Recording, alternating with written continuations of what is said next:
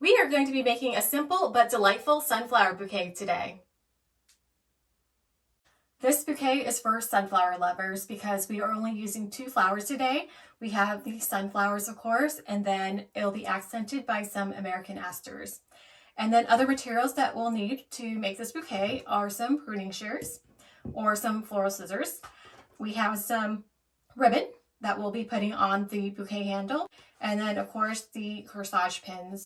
To start off, you want to select a sunflower that is facing mostly upward because sunflowers tend to face to the side. And the reason for this is because the upward facing sunflower will be the middle of the bouquet. So when you're looking down on it, it is facing up. And after that, I will select some aster to place around the sunflower. And you'll notice that there are a lot of flowers on these asters, and we're going to have to cut some of these branches off because of course we're going to have a place to hold the bouquet. But for now, I am just going to place the asters around just to see how I like them before I actually cut them, because you can't go back after you cut some of the stems off. It's really great that the asters are so full because you can just insert the sunflowers in between here and it'll look like the bouquet is already done, basically. So, and for now, I think 2 asters is sufficient. I also like to have the asters peeking up slightly above the sunflower. So as you notice here, I've let them peek up for maybe about 1 inch above. And then that lets me know where I can start cutting off these aster branches. So I'm going to go ahead and place another sunflower to the side so I actually know where I want to cut these aster stems. So it'll be somewhat around there. And I do want these asters to fill in the side of the bouquet so we're not just seeing bare sunflower stem. Therefore, I think maybe right here would be where the bride would be holding the bouquet. So I'm just going to mark that with my finger here. And then I will just copy that onto the other aster stem. So where my thumb is, I'm cutting everything else below it. But you'll notice that I'm not going to cut these off because I'm going to try to combine it together with the main stem. So what I really want to do is remove the leaves that are below where my thumb is rather than cutting off the stem. And these come off quite easily. You just run the leaves up between your fingers and they come right off.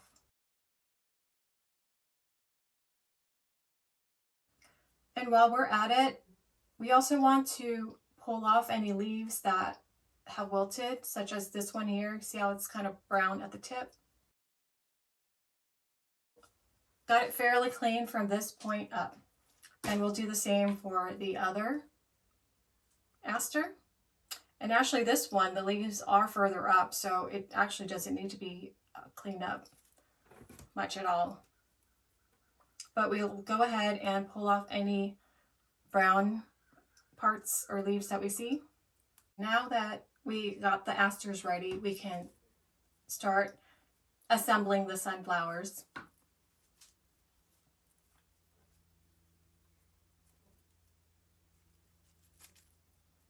So I'm tucking the sunflower in between the branches, and then I'm going to put this one on the opposite side.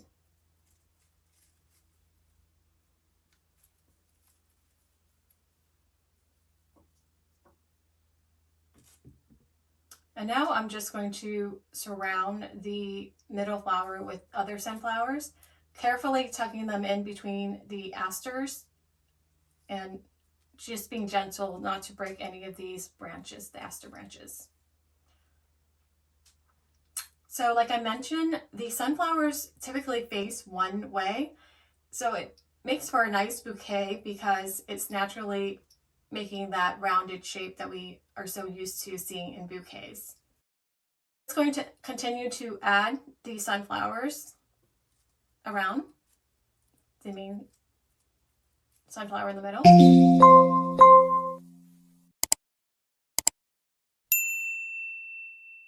One stem might be a little too much for one side, so I am going to snip it off towards the bottom here. But so I don't waste these branches, I'm going to go ahead and determine where the bottom of the bouquet will be and where I need to cut the stems. So I imagine that the bride will be holding the stem here, and then about 2 inches below the bottom of the hand is where I'll cut. So it makes it perfect for this branch right here, so that we can use that on the other side of the bouquet. And then I'm going to go ahead and snip all these off so that it's even. Just love these pruners because they're so easy to use and to cut through a lot of branches at the same time. And if you're interested in getting these pruners, I do have a link in the description below. We're using the branch that I just cut off to fill in on this side.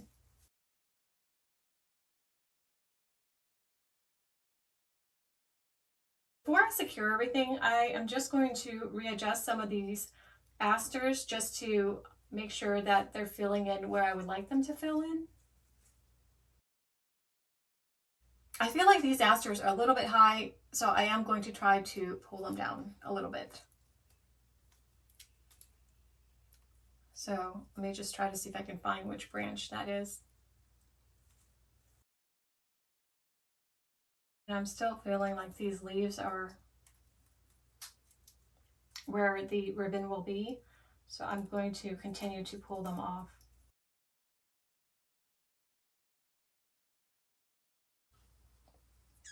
Okay, so I want to take one last look to make sure everything is where I want it to be, and it does look good to me, so I am going to use some floral tape to secure everything together. So I place my thumb on the tape and I pull slightly on the tape to stretch it a little bit because that brings out the adhesive, and that way the tape sticks onto itself.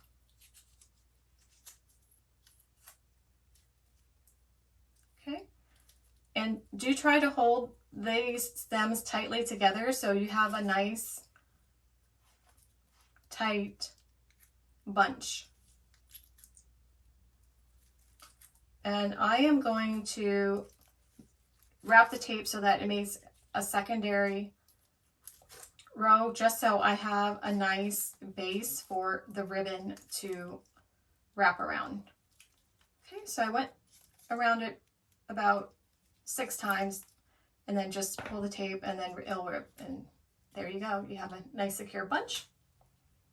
Okay, and then the next step is to determine which is the front side and which is the back side of this bouquet, because that will tell us where we need to put the ribbon, or at least where to start the ribbon.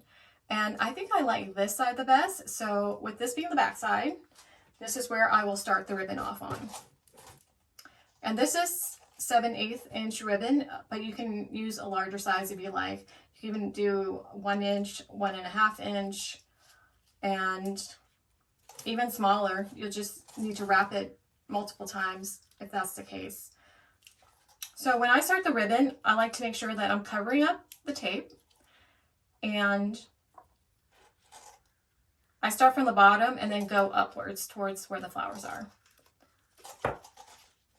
So when you wrap, make sure you're wrapping so that the edge of the ribbon isn't showing on that first row. When you get to the front side of the bouquet, I know I'm going to be adding some pins, a row of pins on the front side. So I want to place my thumb there, and then I'm not going to cut the ribbon yet because I want to cut it beyond where that ribbon is going to be, fold it over. So I'll cut here. And then I also like to snip the corners of the ribbon so that when I fold it over, it doesn't try to peek out from the side. So with the pin, I'm going to start in the middle of the whole row of ribbons, and then I'm going to push upward. And while I don't need to add another another pin, since it's not to secure the ribbon or anything like that, but it's just for looks. So I'm just gonna go ahead and add a third one because I like to see 3 in a row. And if it should not end up where you would like it, just go ahead and pull it out and reinsert it. There we go. And I noticed that it's uneven down here, so I'm going to go ahead and cut them all again just to make sure that everything is in the same length. So there we have it. A sunflower bouquet.